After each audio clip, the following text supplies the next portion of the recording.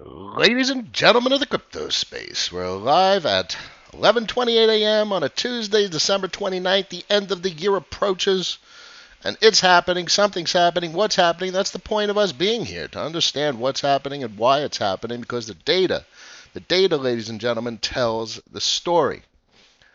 And that is what we need to understand. It's not the narrative is the story, but the data substantiates and tells us where we are as the story is progressing. So the whole point is we only know after the fact what the actual truth is. And what we're doing beforehand is we're making estimates, predictions, we're guessing at what is going on, and then we're either substantiated or discredited based on the data that plays out. And that's what we do on this stream. We look at the data, we discuss the narrative, we understand the story, and we try and understand where we are in the story. Today's topic, REN, long-term trend reversal, Bitcoin, bullish, Confluence, but I didn't have room for an ellipse. How unfortunate. Today's episode, along with all episodes, is sponsored by Change Angel, the non-custodial swap exchange for social good. Stop depositing on exchanges, not your keys, not your crypto. Non-custodial or DeFi or nothing at all. Bam! Let's bring it over to the main screen and see what's going on. Who's in the stream? Rick G's in the house. Argo Glass, always a pleasure. Charles, yes. Why are they saying a Discord group is pumping REN? I'm wrong and don't believe that. I don't like the word pumping. I think it is inexperienced. What we have is a significant appreciative trend formation. Notice the red line, and that overwhelmingly held throughout the entire process. That took us literally from the bottom of the falling wedge all the way to the top of the falling wedge. This might be one of the most meaningful red lines I think I've ever seen, because it took us from the bottom of the falling wedge all the way to the top of the falling wedge, way towards the bottom of a massive falling wedge. Incredible. The size of this falling wedge. This is the falling wedge all the way from all-time high to what is currently not all-time low, but, a very depreciated price point as compared to where things have been historically. But it's just incredible to see an entire trend support to resistance traversal in a single sequence, so to speak. Let's go back to the 30 min. Let's adjust the price points. Boop, boop, boop. Let's zoom in. So check this out. So what we have here is an uptrend, a bullish uptrend that took us to resistance from the falling wedge. We had a breakout.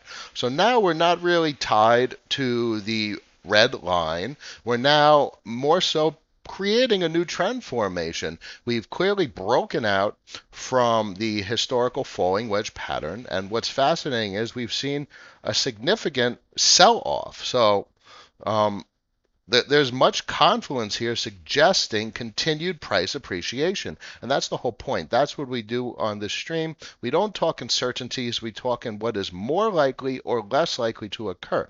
And what I see here is a bullish break to the upside and enough bullish momentum to hold us above the previous resistance. And that's what's defined as a resistance flipped support.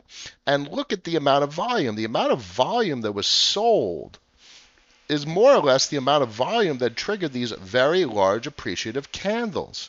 So the bullishness was able to overwhelm the sell pressure, keeping us above the previous resistance, turning it into a resistance flip support. And basically, guys, on a 30 min, this is a relatively short time frame chart, but this is a dragonfly doji, so that's a bullish candle.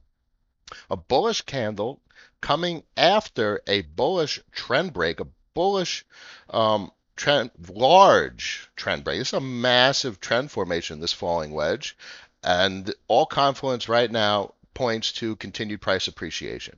Now, bear in mind, that means, what does that mean from a trading perspective? That means the odds are much more likely than less to expect continued price appreciation. Now, bear in mind, there's no certainties. There's nothing that's guaranteed, but that's just the nature of humans. And what we're doing when we look at this data is we're trying to understand the reactiveness, the emotional responses of people at scale. That's what the chart data shows us. It gives us an aggregate amount of information, tells us the average, the resulting effect that many people, thousands of people, have on a market. And these trends are real, and these breakouts are real, and these confluence indications that we're seeing on the chart are very, very real. This is what we want to see. In fact, as I tell everyone, what to look for when you're trying to find a position is you look for the bullish breakout to the upside, the retest for a resistance flip support, and then a higher high.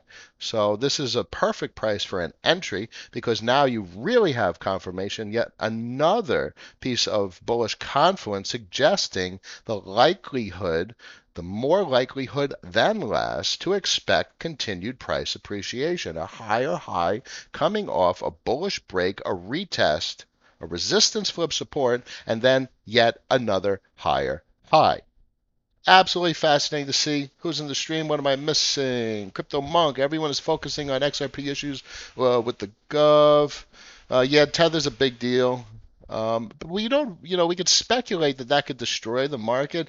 One, that's a speculative statement. Two, we don't know how the market will react if it's a significant event. We don't know what will happen. Clearly, it'll be a seismic event given there's $20 billion worth of Tether out there. But we simply do not know. We will only know after the fact, and that's what we always say. You know, I myself have worries. I'm not worried for the health of the overall market. I am worried there will be a significant short-term disruption. To what extent, what will occur? No one knows for certain. Pellets is in the house. Always a pleasure. Lewis, my man. Anything new on the horizon? Ren VM? I mean, just Ren, the narrative. We know the narrative. We know the partnerships. We know the integrations we've seen. And we know the scale and scope of where the overall market's going to be in the coming years. We're going to see expansion to Akala. We're going to see expansion to some Cosmos Hub on the Cosmos network.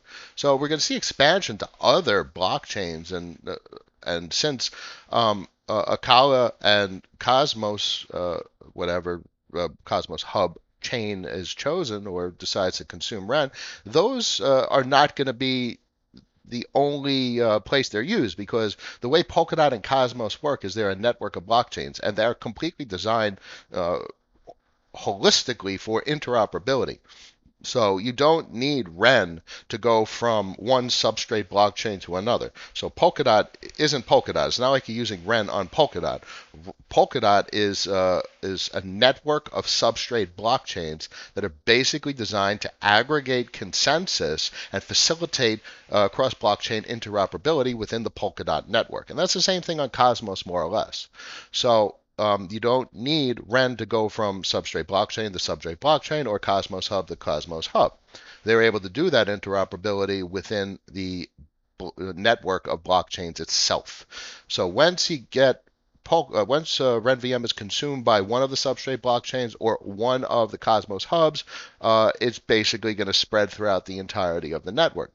And just you guys see where it's going. You see where the market's going. You see the TVL, the total value locked on curve, and what's going on with 1inch and what Uniswap has done. This is year one, boys. This is year one. This is barely just a taste of the potential of the ecosystem of blockchains that has emerged. Crazy.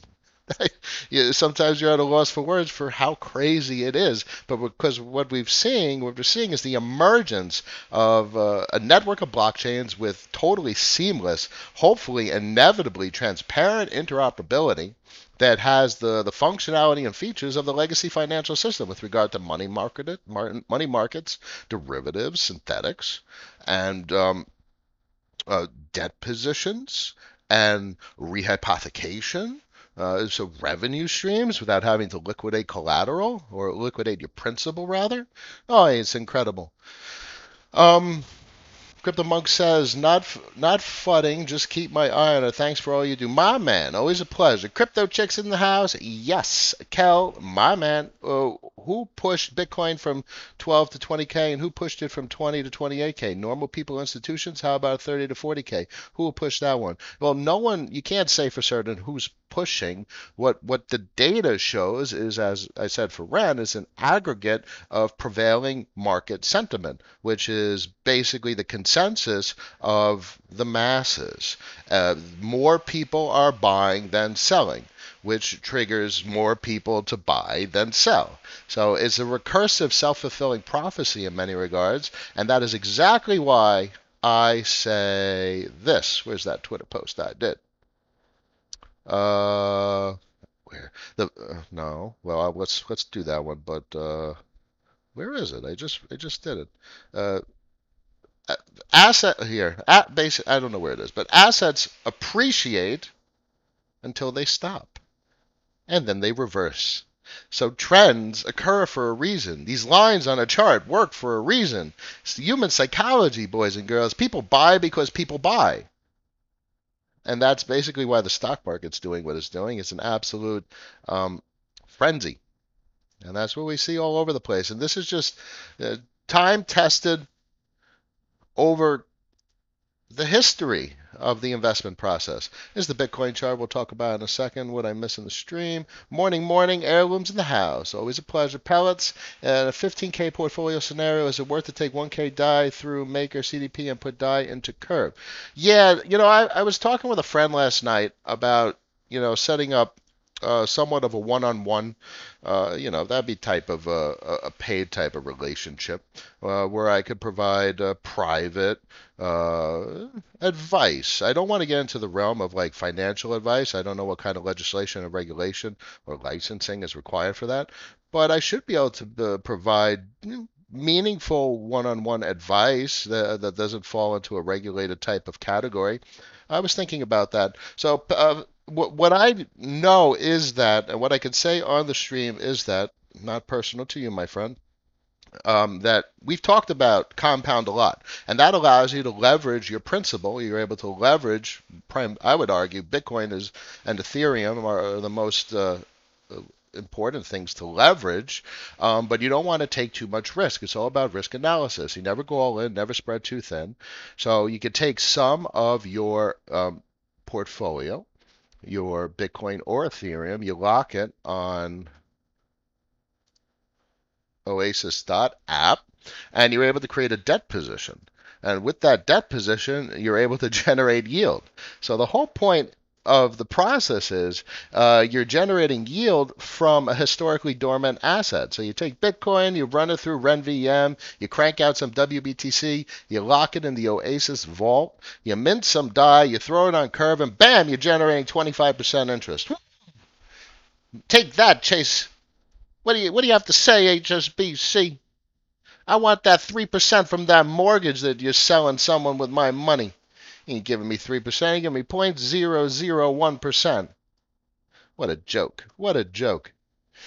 Lewis, did I see the volume? The volume is huge. The volume is huge on Ren. So there's something going on from a FOMO aspect. And obviously, check this out. You notice that the price action has slowed down. So I bet you the volume has fallen off. And yes, we can see it right there. The volume has fallen off a cliff. The volume was huge. There was a massive sell pressure in the last 30 minutes. Let's see if I get rid of these yellow lines. So what we had is the breakout, and basically right now everything's taking a break. People are trying to think about what the heck just happened. There's nothing trivial about a resistance flip support. There's nothing trivial about a massive run up, a massive sell event. This is a massive sell event, boys and girls, and it holding above previous resistance, flipping into support, producing a dragonfly doji at the top of the current trend formation. This is really bullish. Now, obviously, anything can happen. There's nothing that's certain, but man, looking at this chart right now on unfortunately a relatively short time frame, it'd be much more meaningful the longer the time frame you go. But this looks really good, boys and girls. What this shows is there's a substantially greater likelihood for continued appreciation than depreciation. If you could stay above this previous resistance and flip it support in the face of this sell pressure, yeah, that's non-trivial, boys and girls. Whoa! Thank you, Heirloom. I really appreciate it. That's a first. That's good stuff. That's good stuff, my friend. And you guys make all the difference. I do this for you guys, and I do it for me. This is my psychology session of the day. I love it. I hope it helps everyone as much as it helps me, because you know it helps me. Helps me understand the narrative, the story, why we're doing what we're doing. And just I remind you guys, we could speculate. We could take those bets. We could take those small percentage bets, but we don't know what is real until after the fact. We don't know until the data tells us in hindsight what actually occurred. But then we have the story. It either supports or discredits the story. And right now, what we have on this chart is the story of trend reversal. So we don't have to really we could obviously talk about the overall narrative of Ren, which is something we've talked about for the entirety of the year. But really what's pertinent isn't really that, because we know what Ren does. We know the interoperability story and how profound it is from a recurring revenue stream perspective. But the story right now is finally Ren reversing its price action direction. And this is overwhelmingly a price action direction reversal. Look at those green. Look at the green on the daily. Woo! The RSI, we're going to see some serious bullish momentum if this RSI gets above 60. Dare I say it breaks 70. There's so much more room on the RSI for this thing to really rip to the upside. So we're going to see some irrational exuberance. But there's still room to go on the Stoke. What would be healthier is horizontal action, allowing the Stoke to reset, probably at around 50 range. We see a higher low on the Stoke, and then a continuation. So what I would love to see from a price action standpoint, let me adjust. I would love to see this chop right around here and ride trend support down, up, down, maybe a higher high, maybe a retest. And I would love to see the Stoke reset, and then it could start going up again. We could see another leg up. It's good to see the oscillators reset. Now, no doubt, just like with Bitcoin, you could have price action that overwhelms the oscillators. They don't tell the whole story.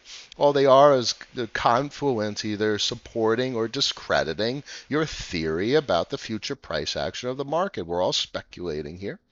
And that's just the name of the game. I'd love to see the horizontal chop. Let's go to the Bitcoin chart, but who else? Let's see what's going on the stream. Again, thank you, Heirloom. That's really appreciated. I hope I help people. Lewis says 26 people on the live stream. Please smash the like button and tell friends to subscribe. Guys, the more people that you tell to subscribe, it's for them. This is nothing about this. Well, as I say, this is my psychology session, so it does help me. But, I don't, it's not a paid group, guys. This isn't a paid group. This is just me showing you what I see. And this is me telling you guys why I do what I do for me and my family and my future. And I've done well, and I hope other people could do well. And I really see a lot of irrationality on Twitter. Just people holding XRP going so far down. It's so brutal to see, guys, I'm with Santiago Velez on Ripple. I think they have a good product, and it could be very useful, and it could make a big difference technologically speaking. But guys, this price action is painful. It's painful. And don't do this to yourselves. It's not worth it. You're hurting your financial situation, and especially if you're over leveraged into altcoins. The narrative, the volatility for Bitcoin is enough. So you don't apply large positions to these alt assets. You don't. That's just not the name of the game. Going on to Bitcoin, it's actually really quite bullish. I wish this most recent dip was a little bit higher, but it's finally good to see the Stoke reset on the 30 min. And it's good to see the green candle following the red candle, because this still gives the feeling of a inverse head and shoulders. You're still at a higher low, you see, higher low, boop, boop, boop. And so that is definitely two shoulders there. And you had the 30-min 200 EMA to the downside of the price action and didn't hit it. And you have meaningful price action support, two meaningful price action supports just below where it currently looks to be printing a bottom. This is one heck of a serious bullish Confluence setup across the board. You got 200 EMA on the 15-min, the 30-min, and the lower time frames. Providing support. You got two price action supports. You got a double bottom and an inverse head and shoulders. Guys, if anything is screaming bullish Confluence, it's these charts at the moment. Now, the question always is, what action do you take? And if I've taught you guys anything, the likely appropriate course of action, most likely, is to do nothing. You guys should already be in position. You don't have to overtrade. You can't chase things. You're not going to make more money by chasing things. You have to find your story. And my recommendation to everyone is, if you're nervous, if you're fearing that you're missing out on an opportunity, you have to gain control over that emotion first before you could really make the money. You have to understand why you're doing what you're doing and really tell yourself a story. That's the most interesting thing. Most people see this as like betting, trying to find the tops and the bottoms. All it means to be a successful investor is to be a good storyteller. So you just have to find that story for yourself. And everyone's story will be a little different. And I obviously tell you guys my story, what I see on the stream. Thank you, Charles. Always a pleasure. Smell of an alt season pellets. Well, let's take a look at some more data. We need more data. We can't make conclusions without the data. So Rook looks good, down 18%. I don't really care. We'll know more at February 1st. It's nice to see the healthy pullback. Oh my God, 64%, 7 days, 36 over the 24 hours for XRP. I'm sorry, guys, if you have a position. If you want to keep a position, you should never have had more than 1% of your portfolio in the asset in the first place, if anyone listens to me and my recommendations. It has the potential to produce asymmetric returns. It goes down, but it could go up vertically like a rocket ship if there's mass adoption, and that's what everyone talks about. You don't need large altcoin speculative bets to produce significant changes to your portfolio. So you should have never been into an asset like that where it could have significantly hurt your portfolio if it did what it just did. Well, you could simply ignore dynamic set dollar. That's just ignorable. Ren has been killing it. Good to see Cardano up. What catches my eye about Cardano is two things. It's the professionalism of the organization, and that is few and far between in the crypto space. Most of it is grassroots and just the smartest people in the room, the special minds. So obviously Charles Hoskinson is a special mind, but he also created an organization. So that's quite impressive. What they are lacking is network effect. They don't have smart contracts. Elrond has smart contracts. So there are many smart contract platforms that are much further ahead. So we will, in my opinion, we will only know the future of Cardano not now. Not now. It's too early. You need the smart contracts. You need the TVL. Because the TVL for Ethereum is obviously like $20 billion right now. The TVL for all other platforms is zero. And you don't even have smart contract development on Cardano yet. So Polkadot is way ahead with regard to developers. Cosmos is way ahead with regard to developers. And you can't even be a developer on Cardano yet because it doesn't have the smart contract protocol. So it's very premature for a bet, and the appropriate statement is it's highly speculative because you don't have the network effect. Celsius is just an absolute cash printer. $5, my God. The buy pressure is enormous. Every week the yield is paid in sell, which means so Celsius is receiving interest payments and in turn is paying people their yield, but is taking those interest payments and buying sell with it because people are choosing to denominate their yield in sell. I don't see any reason for sell to have a trend reversal anytime soon. I think the narrative is extremely strong. There's extreme supply disruption because people are getting yield denominated in sell. They're not liquidating it. And to top it all off, the buy pressure from the interest being paid in sell is enormous. I think at some point, sell will appreciate to such a degree that it psychologically encourages people to sell, to liquidate, because they've made a fortune. At some point, there's a top. And it's inevitable. Now, where that is we'll know in hindsight. We'll see it in the data when the sell pressure emerges. For right now, it's overwhelmingly the case that the buy pressure overwhelms the entire market. This thing just goes up.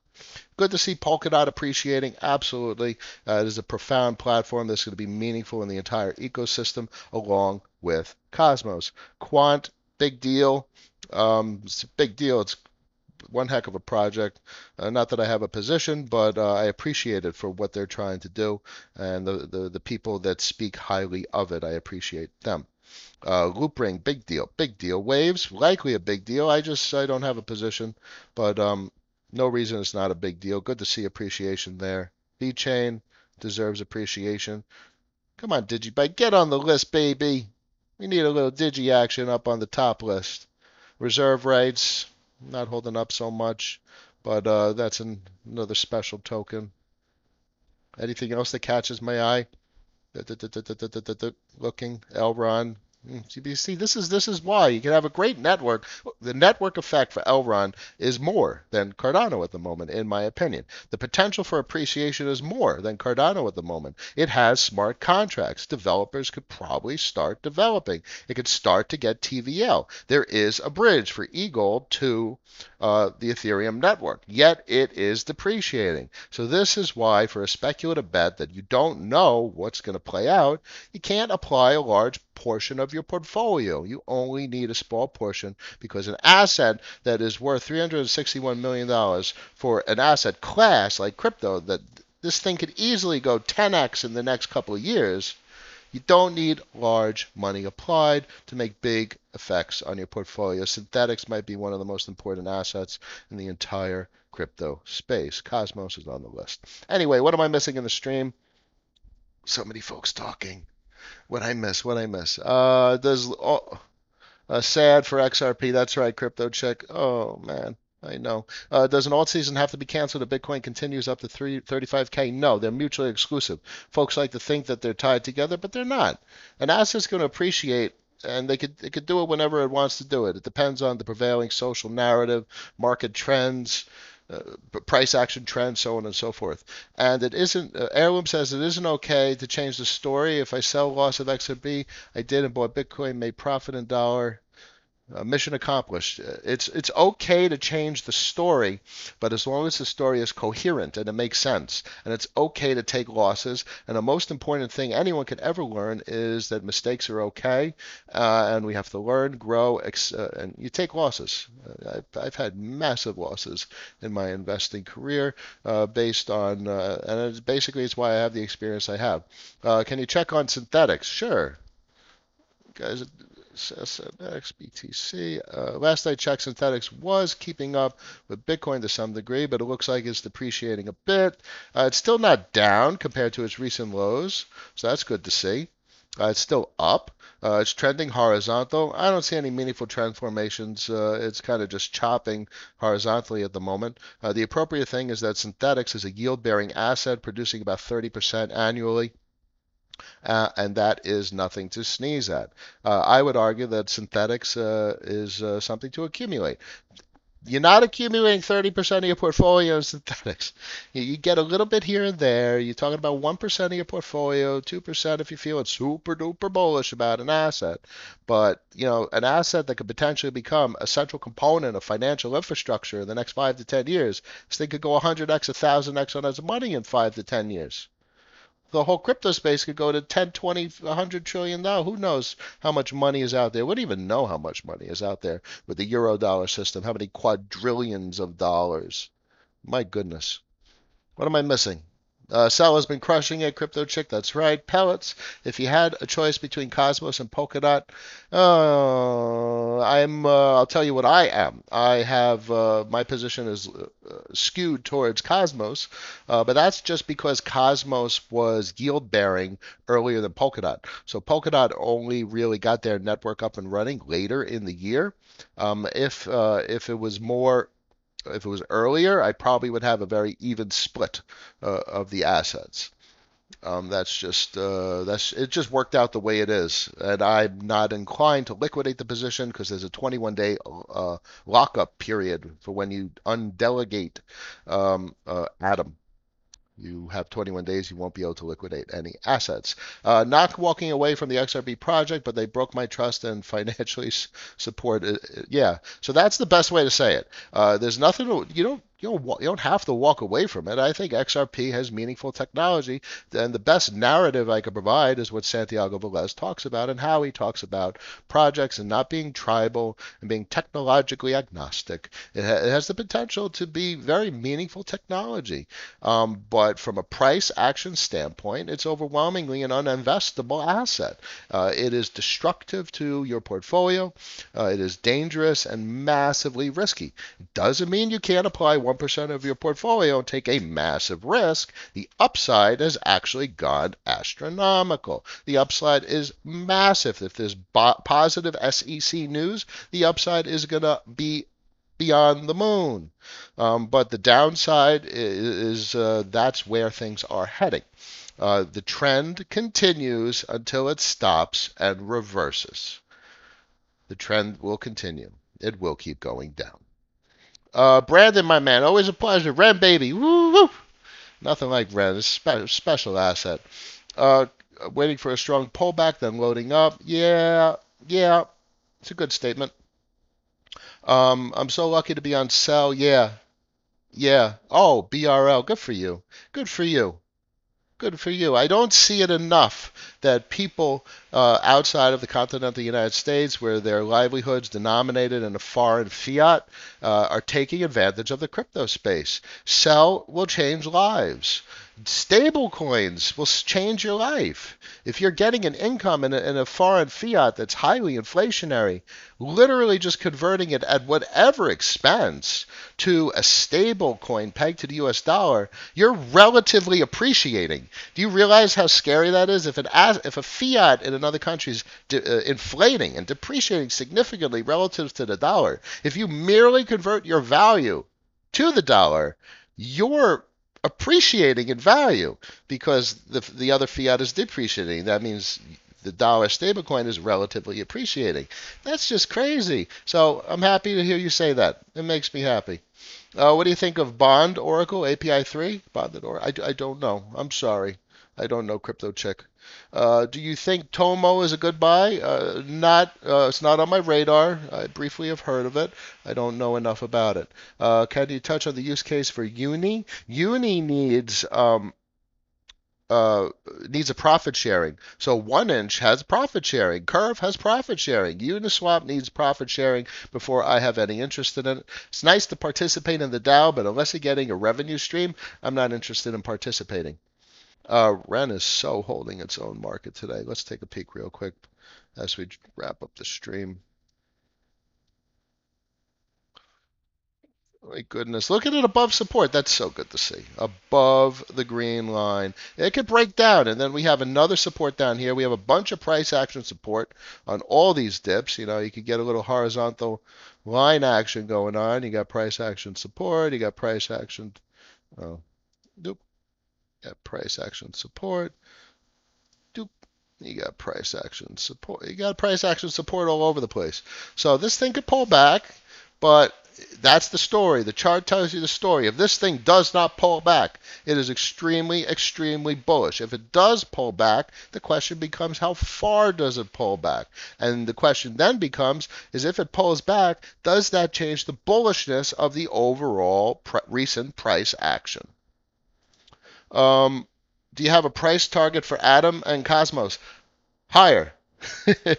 But bear in mind, it's a very long-term asset. You're waiting for an entire ecosystem of blockchains to mature. It is not mature. Cosmos, basically, I believe is going to be very Eastern centric. I think China and other Asian countries are going to consume it more and more. I think Polkadot will be more Western and European centric, and obviously Ethereum is just global, and it is the network with the prevailing network effect. It will not be disrupted.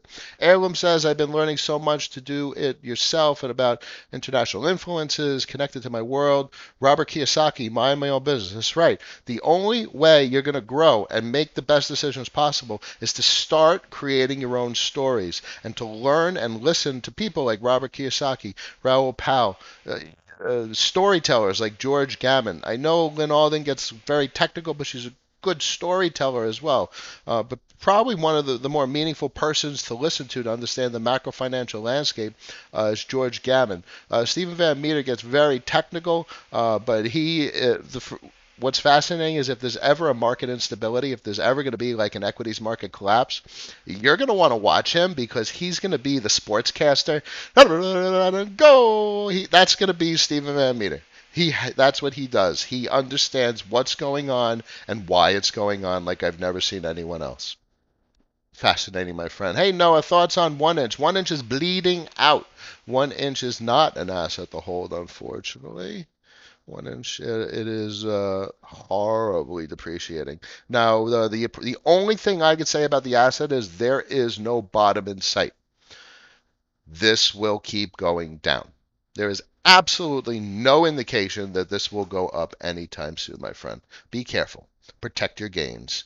I'm keeping mine and just bought some more since I think it's cheap right now. Yeah, but just, as I said the other day, if an asset's going down, it doesn't mean it's a good idea to buy it. You bought it, but it doesn't mean it was a good idea. So be very careful. The odds are, based on this data, it's going to keep going down. There is no indication whatsoever of trend reversal, much like BTC. And that's exactly what occurred here. It kept going down. This kept going down. It kept going down. Bam, trend reversal.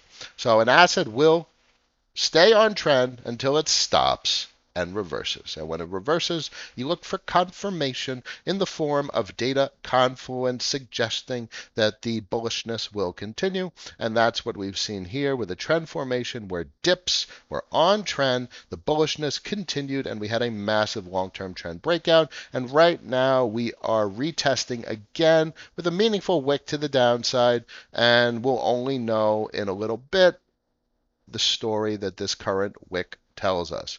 Does it wick? Does it print a full candle below trend formation? Well, we'll see. And the data suggests there's a good likelihood of bullish continuation. Nothing is guaranteed. Do you think an alt season can start without serious L2 solutions?